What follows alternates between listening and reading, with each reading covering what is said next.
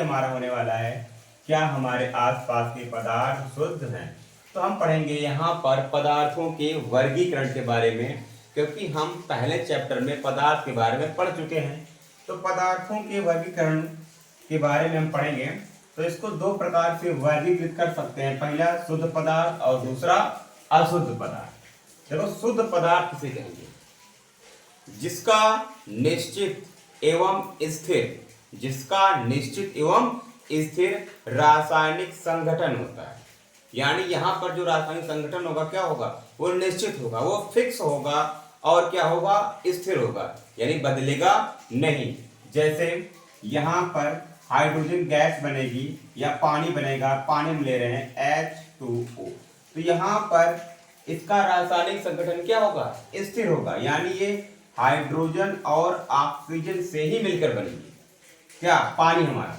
और इसका अनुपात क्या होगा? स्थिर होगा, यानी हाइड्रोजन और ऑक्सीजन का अनुपात होगा 1:8।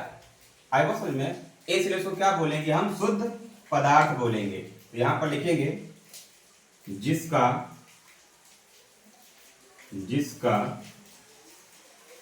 निश्चित एवं स्थिर रासायनिक संगठन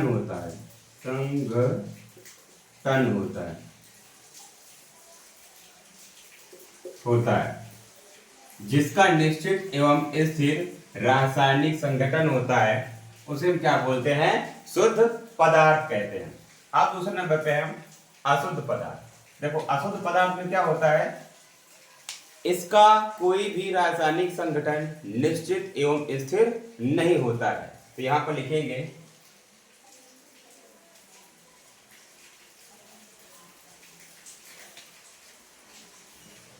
जिसका अस्थिर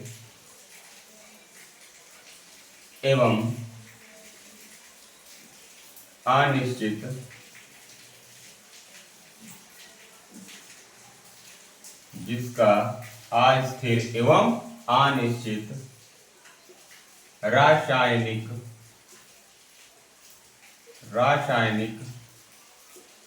संगठन होता है।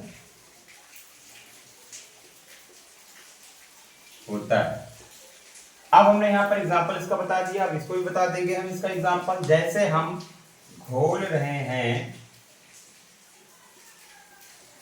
पानी में नींबू, जैसे हम पानी में नींबू घोल रहे हैं, यहाँ पर कोई अनुपात नहीं है पानी में नींबू घोलने का। हम जितना मन कहे अपने टेस्ट के हिसाब से घोल सकते हैं। तो क्या इसका निश्चित एवं स्थिर संगठन रहा? नहीं, वो हमारे ऊपर डिपेंड है, इसमें हमको कितना घोलना है। इसलिए इसको हम किस श्रेणी में रखते हैं? अशुद्ध पदार्थ में, और इसको हम रखेंगे शुद्ध पदार्थ में। अब शुद्ध पदार्थों को भी हम बांट सकते हैं। तो बांटेंगे इसको हम दो भाग में। पहला हमारा है तर्क। क्या हमारा है? तर्क। और दूसरा हमारा क्या है? यौगिक। दूसरा हमारा क्या है? यौगिक। अब तत्व किसे कहेंगे? इसको समझेंगे। जो एक ही प्रकार के परमाणुओं से मिलकर बना हुआ होता है उसे क्या बोलते हैं? तत्व कहते हैं। जैसे हाइड्रोजन,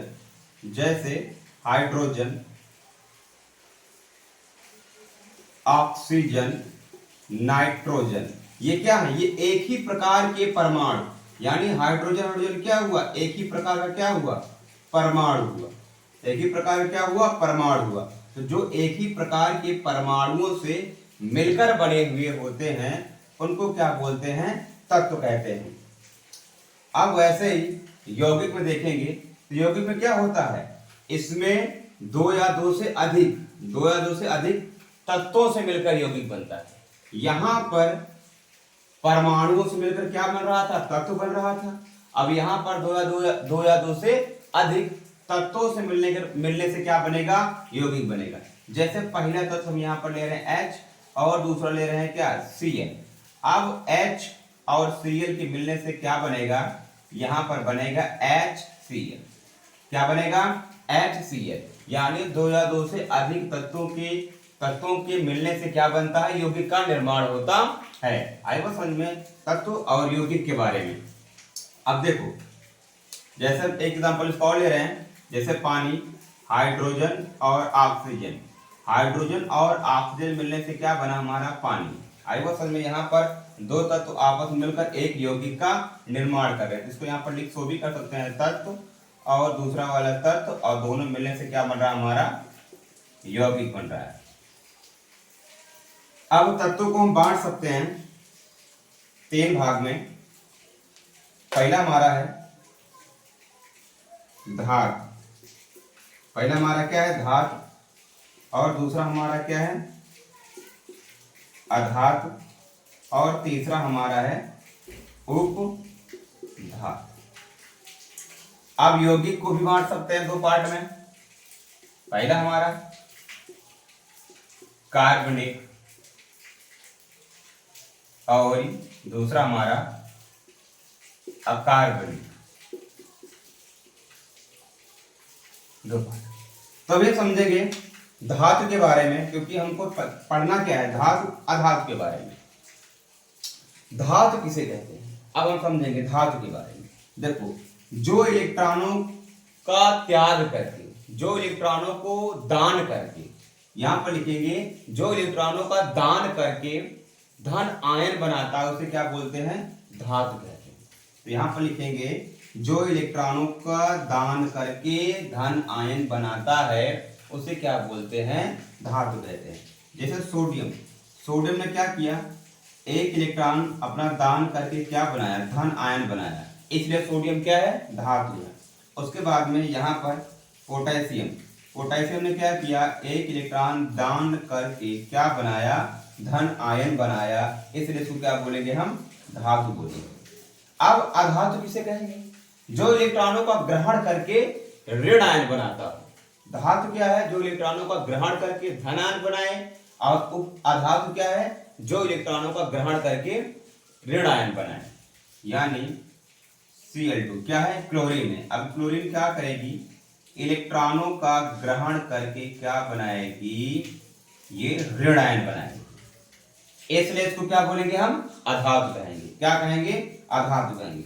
धातु में क्या होता है, इलेक्ट्रॉनों का दान होता है, और अधातु में क्या होता है, इलेक्ट्रॉनों का ग्रहण होता है। धातु इलेक्ट्रॉनों का दान करके धनायन बनाती है, अधातु इलेक्ट्रॉनों का ग्रहण करके ऋणायन बनाते हैं। और उपधातु, उपधातु में क्या होता है, धातु और अधातु दोनों के गुण पाए जाते हैं। इसमें क्या होता है, दोनों के गुण पाए जाते हैं, इसमें दोनों के गुण पाए जाते हैं। अब हम चलेंगे अशुद्ध पदार्थ पर। किस पे, अशुद्ध पदार्थ। अशुद्ध पदार्थों को भी बांट सकते हैं 2 पार्ट में। वैसे बेसिकली अशुद्ध पदार्थ को बोलते हैं मिश्रण। क्या बोलते हैं, मिश्रण कहते हैं, समांगी मिश्रण। देखो, समांगी मिश्रण किसे कहेंगे, वैसा मिश्रण जिसके प्रत्येक भाग का संगठन क्या होगा, समान होगा।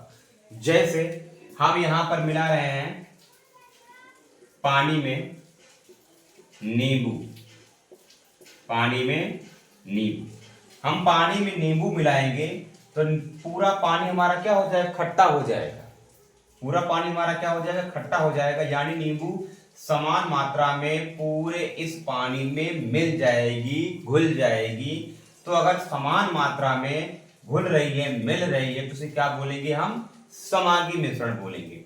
जैसे हम यहाँ पर चीनी घोल रहे हैं पानी में, पानी में क्या घोल रहे हैं, चीनी।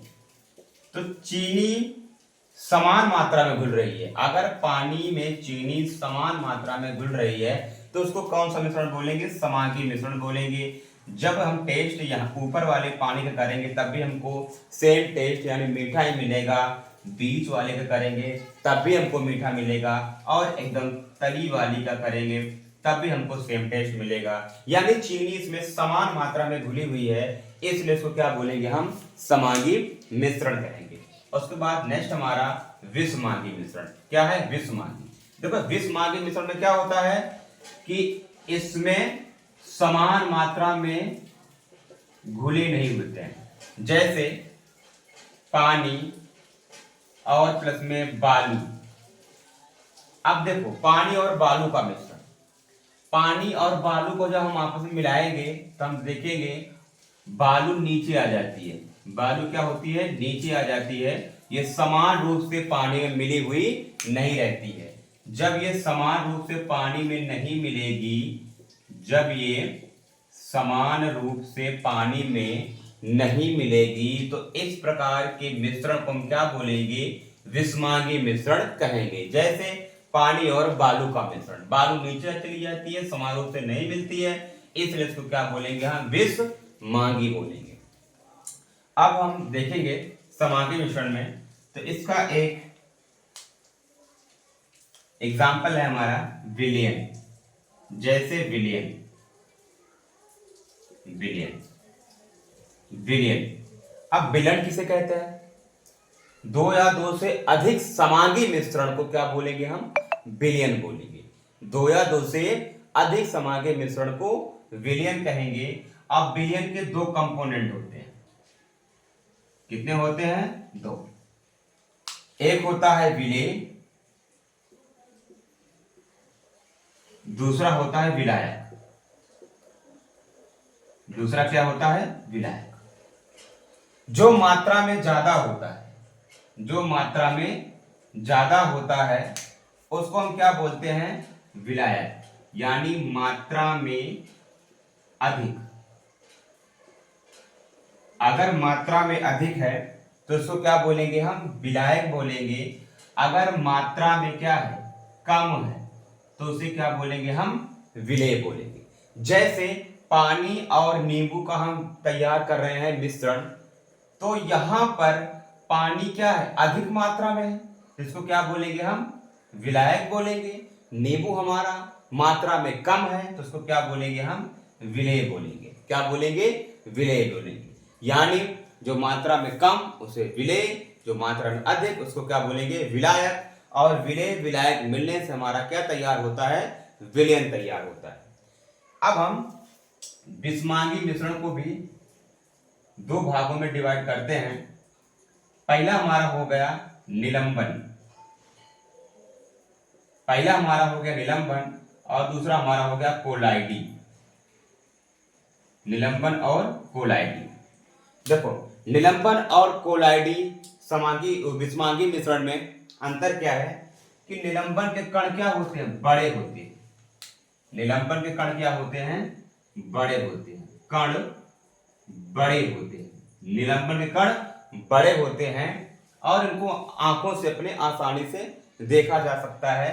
पर कोलाइडी, जो कोलाइडी मिश्रण हमारा होता है, जो कोलाइडी होता है, इसके कण क्या होते हैं? छोटे होते हैं। इसके कण छोटे होते हैं जिसको अपनी आंखों से आसानी से आंखों से नहीं देख सकते। जैसे पेंट हो गया हमारा, क्या हो गया? पेंट हो गया, दूध हो गया, ये सब क्या है? ये सब कोलाइडी विलयन। क्या है? कोलाइडी है। इनके कण बहुत छोटे होते हैं और निलंबन कण बड़े होते हैं। निलंबन कण बड़े और कोलाइडी कण छोटे होते हैं।